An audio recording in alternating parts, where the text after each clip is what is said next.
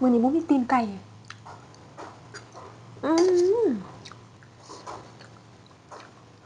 ถ้าอีโทรสั่งเราแล้วเนาะแล้วก็ลืมคิดว่าสิเฮ็ดพิเศษตีนไก่นะแต่ว่าก็ย่าแหละสั่งแล้วก็แล้วไปนะมาวันนี้บ่มีตีนไก่บ่เป็นหยัง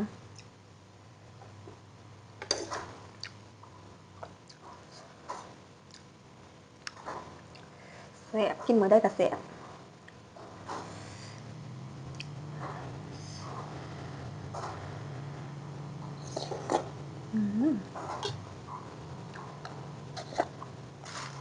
กะปิหอม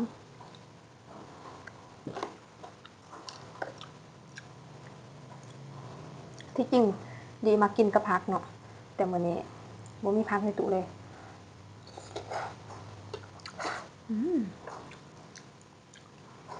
อันนี้หมูเด็ก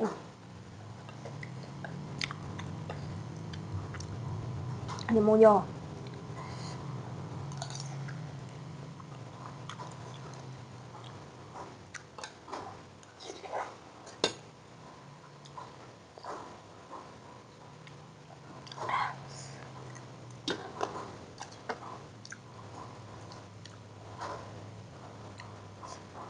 ก๋วยเตี๋ยวก็แซ่บหานเราค่ะมีแต่แนวแซ่บ